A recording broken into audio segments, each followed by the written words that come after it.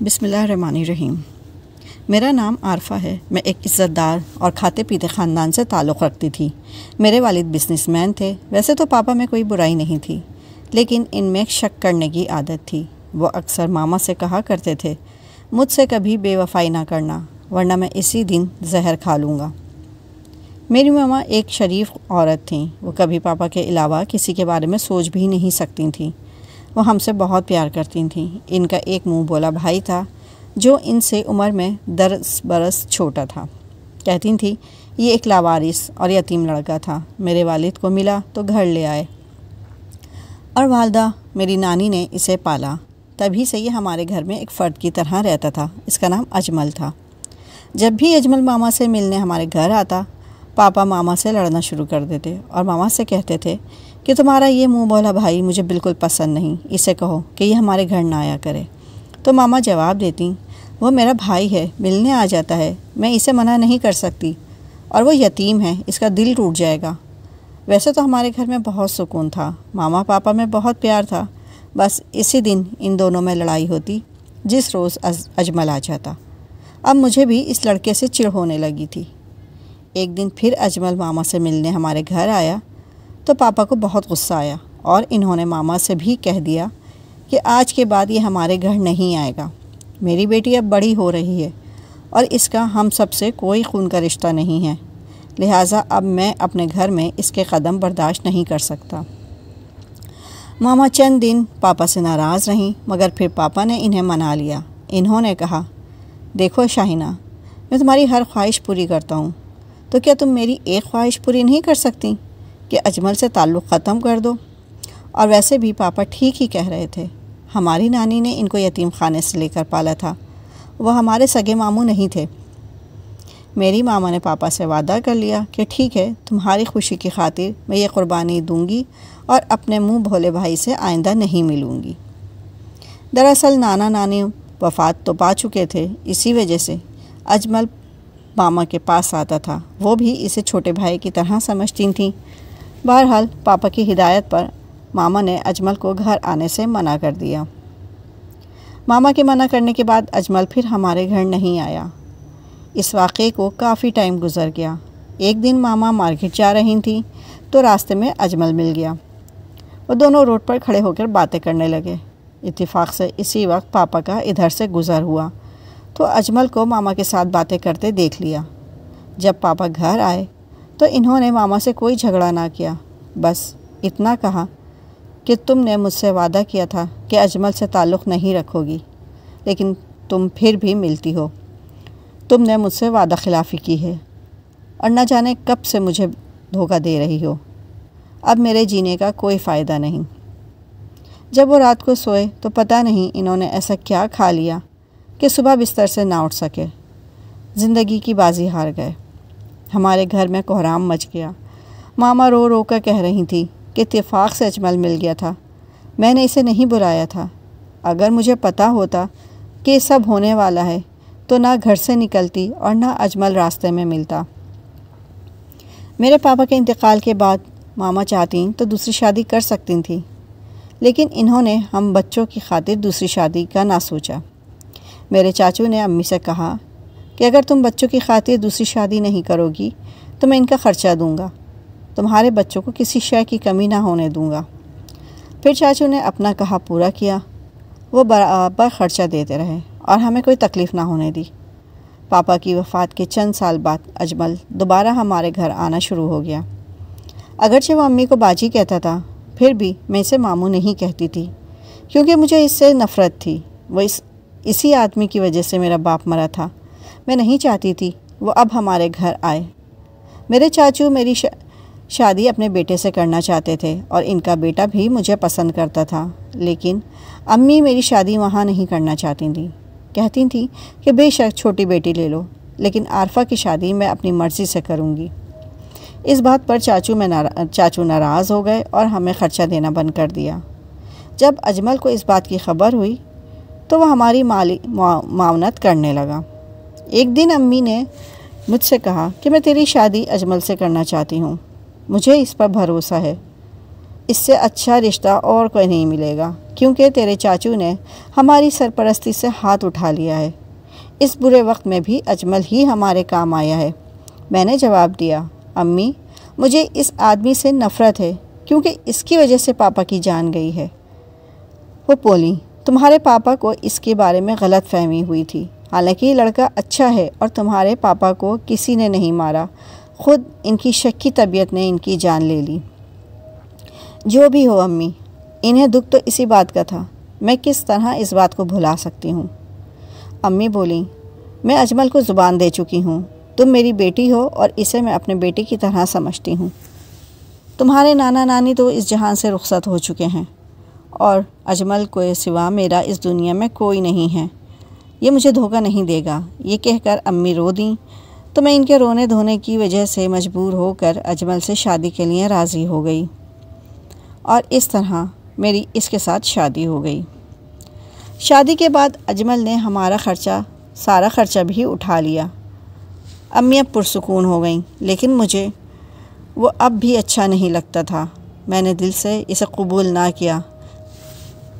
میں اس سے سیدھے منہ بات نہیں کرتی تھی، مجبوراً اس کے ساتھ زندگی گزارنے پر مجبور تھی۔ ساتھ نہ رہتی تو کیا کرتی؟ اجمل ہفتے میں 3 دن ہمارے ساتھ رہتا اور باقی کے دن وہ کام پر ہوتا۔ ایک دن اجمل نے کہا کہ میری پڑوسن اسپتال میں ہے اور اس کی وہاں دیکھ بھال کرنے والا کوئی نہیں ہے، تم اس کے پاس 2-3 دن جا کر رہو۔ اس وقت امی گھر پر نہیں تھیں، وہ بازار سودا سلف لینے گئی تھیں۔ میں نے اجمل سے کہا کہ میں کیوں تمہاری پڑوسن کے پاس جا کر رہوں، جبکہ میری اس سے واقفیت بھی نہیں ہے؟ وہ بولا، تم واقف نہیں ہو، میں تو ہوں، جلدی کرو، برقع اوڑھ کر تیار ہو جاؤ۔ مجبوراً میں اس کے ساتھ اسپتال گئی اور وہ مجھے ایک وارڈ میں پہنچا کر واپس چلا گیا۔ وہاں اس کا ایک دوست بھی موجود تھا۔ اس آدمی نے مجھ سے پوچھا، آپ اجمل کی کون ہیں؟ میں نے بتایا، اس کی بیوی ہوں۔ تو وہ حیرت سے بولا کہ اس کی بیوی تو اسپتال میں ہے اور بچے کو جنم دینے والی ہے، وہ تمہیں اسی کے پاس چھوڑ کر گیا ہے؟ یہ سن کر میرے ہوش اڑ گئے۔ جب وہ شخص ادھر ادھر ہوا، میں اسپتال سے نکل کر واپس گھر آ گئی۔ دروازے پر پہنچی تو اجمل امی سے بات کر رہا تھا۔ جب میں نے اجمل کی آواز سنی تو دروازے سے کان لگا کر سننے لگی۔ امی اجمل سے کہہ رہی تھیں، زندگی بھر میں نے کہیں اسے اکیلے جانے نہیں دیا، ہمیشہ اس کے ساتھ رہی، اور اب تم نے اسے اکیلے بھیج دیا، مجھے تو آنے دیتے۔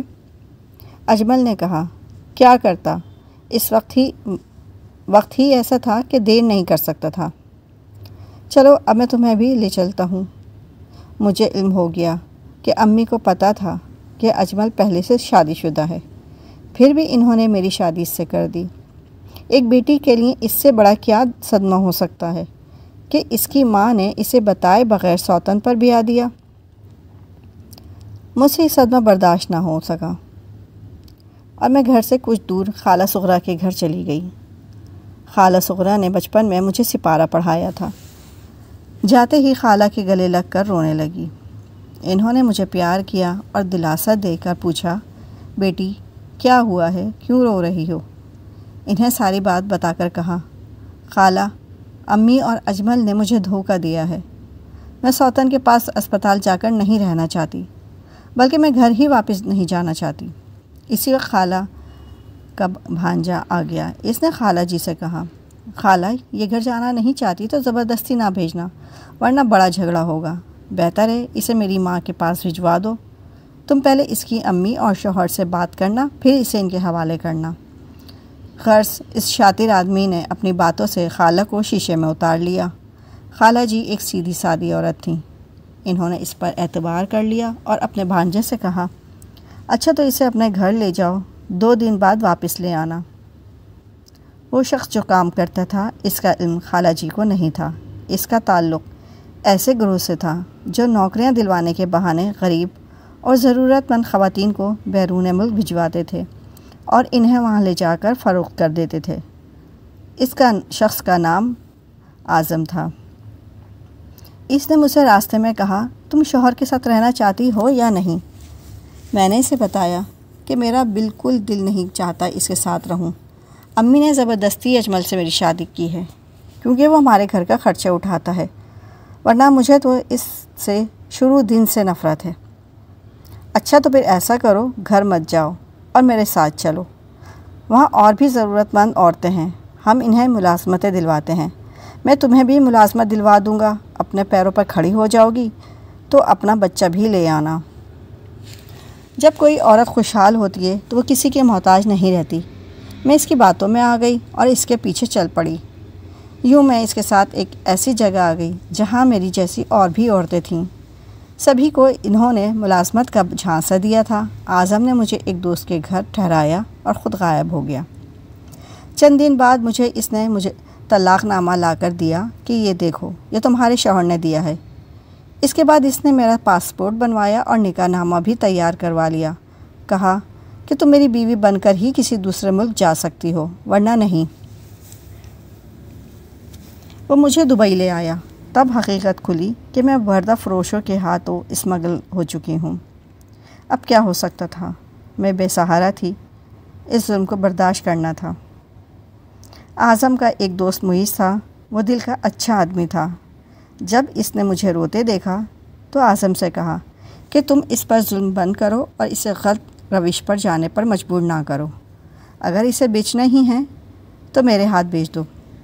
اعظم نے جو رقم بتائی اس نے ادا کر دی اور مجھے اپنے ساتھ اپنے گھر لے آیا، جہاں اس کی بیوی اور 5 بیٹیاں تھیں۔ معیز نے کہا، دیکھو یہ دنیا بری جگہ ہے اور ایک بے سہارا عورت کے لیے کسی جہنم سے کم نہیں۔